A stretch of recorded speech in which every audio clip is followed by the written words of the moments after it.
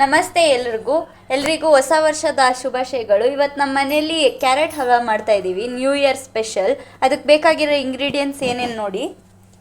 ತುರಿದಿಟ್ಕೊಂಡಿರೋ carrot, 1 ಲೋಟ ಹಾಲು, ಏಲಕ್ಕಿ ಪುಡಿ, ಸಕ್ಕರೆ, ಕೋವಾ, ಗೋಡಂಬಿ, ದ್ರಾಕ್ಷಿ, 2 ಟೇಬಲ್ ಸ್ಪೂನ್ ತುಪ್ಪ. ಈಗ ಒಂದು ಕಡಾಯಿ ತಗೊಳ್ಳಿ, ಅದರಲ್ಲಿ ಕ್ಯಾರೆಟ್ ಹಾಕ್ಕೊಳ್ಳಿ.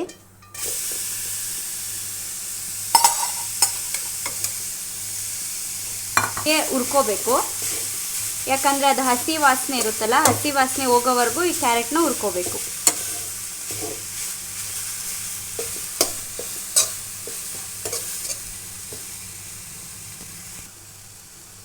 ಈಗ ಇದು ಸ್ವಲ್ಪ ಹುರಿದಿದೆ. ಈಗ ನಾವು ತುಪ್ಪ ಹಾಕ್ಕೊಳ್ಳೋಣ.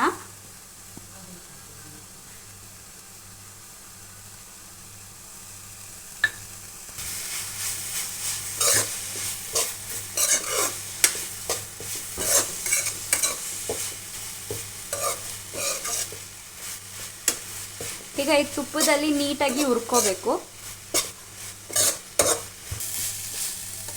ಈಗ ನೋಡಿ, ಇದು ಬೆಂದಿದೆ, ತುಪ್ಪದಲ್ಲಿ ಚೆನ್ನಾಗಿ ಬೆಂದಿದೆ. ತುಪ್ಪದಲ್ಲಿ ಚೆನ್ನಾಗಿ ಬೆಂದಾಗ ಅದು ಕ್ಯಾರೆಟ್ ಹಲ್ವಾ ಏನಾಗುತ್ತೆ, ಫ್ಲೇವರ್ ತುಂಬ ಚೆನ್ನಾಗಿ ಬರುತ್ತೆ. ಈಗ ನಾವೇನು ಮಾಡಬೇಕು ಅಂದರೆ ಸಕ್ಕರೆ ತಗೋಬೇಕು.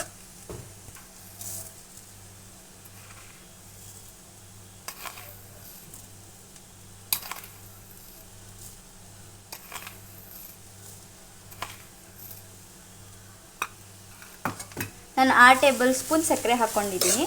ನೀವು ಎಷ್ಟು ಕ್ಯಾರೆಟ್ ತುರಿದಿರ್ತೀರೋ ಅದ್ರ ಮೇಲೆ ನಿಮಗೆ ಸ್ವೀಟ್ನೆಸ್ ಎಷ್ಟು ಬೇಕೋ ಅದ್ರ ಮೇಲೆ ಡಿಪೆಂಡ್ ಮಾಡಿಕೊಂಡು ನೀವು ಸಕ್ಕರೆ ಹಾಕ್ಕೋಬೋದು. ಈಗ ಸಕ್ಕರೆನಲ್ಲಿ ಇದು ಬೇಯಬೇಕು. ಅದಕ್ಕೆ ಹೇಳಿ.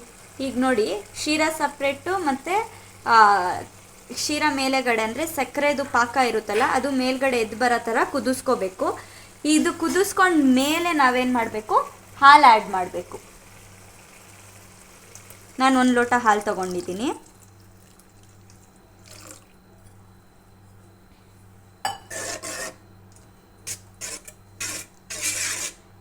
ಈಗ ಹಾಲಲ್ಲಿ ಇದನ್ನು ಕುದಿಸ್ಕೋಬೇಕು.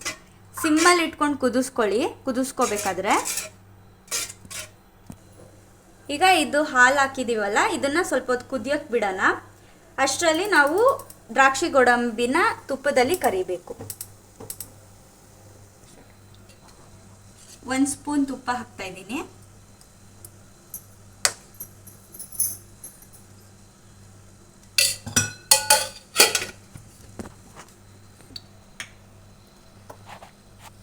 ಈಗ ದ್ರಾಕ್ಷಿ ಹಾಕ್ತಾ ಇದ್ದೀನಿ. ನಾನು ಫಸ್ಟ್ ದ್ರಾಕ್ಷಿ ಹುರ್ಕೋತಾ ಇದ್ದೀನಿ ತುಪ್ಪದಲ್ಲಿ, ಯಾಕಂದರೆ ದ್ರಾಕ್ಷಿ ಬೇಗ ಉರಿಯುತ್ತೆ, ಬುಡ್ಡಕ್ಕೆ ಬಂದುಬಿಡುತ್ತೆ ದ್ರಾಕ್ಷಿ.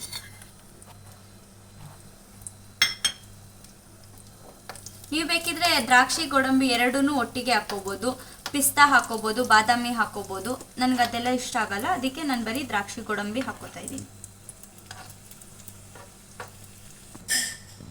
ಈಗ ಗೋಡಂಬಿ ಹಾಕೋತಾ ಇದ್ದೀನಿ.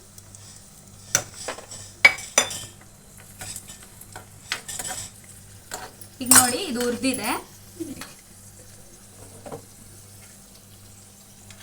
ಈಗ ನೋಡಿ, ಹಾಲಲ್ಲಿ ಕ್ಯಾರೆಟ್ ಕುದ್ದಿದೆ. ಇಲ್ಲಿ ಮೇಲೆಗಡೆ ಕಾಣಿಸ್ತಿದೆ ಅಲ್ಲ ಕೆನೆ, ಈ ಥರ ಕೆನೆ ಥರ ಬಂದ ಮೇಲೆ ನೀವು ಕೋವಾ ಹಾಕೋಬೇಕು. ಆವಾಗ ಕೋವಾ ಟೇಸ್ಟ್ ಬರುತ್ತೆ.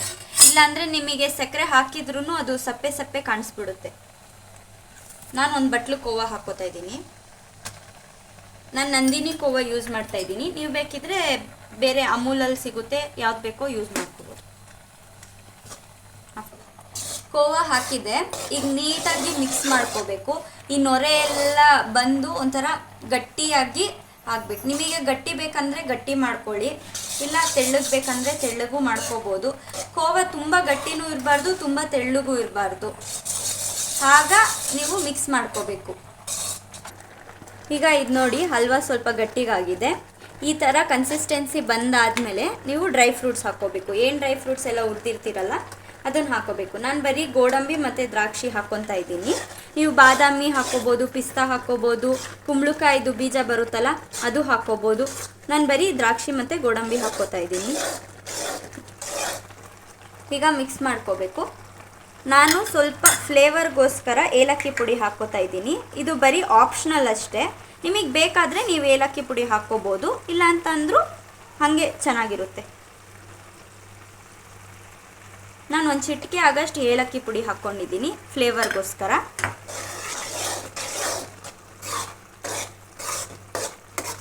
ಇದನ್ನೀಗ ನೀಟಾಗಿ ಮಿಕ್ಸ್ ಮಾಡಬೇಕು. ಮಿಕ್ಸ್ ಮಾಡಿ ಒಂದು 5 ಮಿನಿಟ್ಸ್ ಹಾಗೆ ಬಿಟ್ಟರೆ ನಿಮಗೆ ಹಲ್ವಾ ಚೆನ್ನಾಗಿ ಇರುತ್ತೆ. ಈಗ ನೋಡಿ, ಕ್ಯಾರೆಟ್ ಹಲ್ವಾ ಕನ್ಸಿಸ್ಟೆನ್ಸಿ ನಾನು ಈ ಥರ ತಗೊಂಡಿದ್ದೀನಿ ನೋಡಿ. ನಿಮಗೆ ಇನ್ನೂ ಗಟ್ಟಿ ಬೇಕಂದರೆ ಇನ್ನೂ ಗಟ್ಟಿನೂ ಮಾಡ್ಕೋಬೋದು, ಮತ್ತು ಇನ್ನೂ ತೆಳ್ಳಗೆ ಬೇಕಂದ್ರೂ ಇನ್ನೂ ತೆಳ್ಳಗೂ ಮಾಡ್ಕೋಬೋದು. ಈಗ ಬಿಸಿ ಬಿಸಿ ಕ್ಯಾರೆಟ್ ಹಲ್ವಾ ರೆಡಿಯಾಗಿದೆ. ಟೇಸ್ಟ್ ಮಾಡೋಣ. ಈಗ ನೋಡಿ, ಕ್ಯಾರೆಟ್ ಹಲ್ವಾ ಸರ್ವ್ ಮಾಡೋಕ್ಕೆ ರೆಡಿಯಾಗಿದೆ. ತುಂಬ ಚೆನ್ನಾಗಿದೆ ಕ್ಯಾರೆಟ್ ಹಲ್ವಾ. ಕನ್ಸಿಸ್ಟೆನ್ಸಿ ಮತ್ತು ಟೇಸ್ಟು ಎಲ್ಲ ತುಂಬ ಚೆನ್ನಾಗಿದೆ. ನೀವು ಮನೇಲಿ ಮಾಡಿಕೊಂಡು ಟ್ರೈ ಮಾಡಿ. ನಮ್ಮ ಯೂಟ್ಯೂಬ್ ಚಾನಲ್ಗೆ ಲೈಕ್, ಶೇರ್ ಹಾಗೂ ಸಬ್ಸ್ಕ್ರೈಬ್ ಮಾಡಿ ಪ್ಲೀಸ್.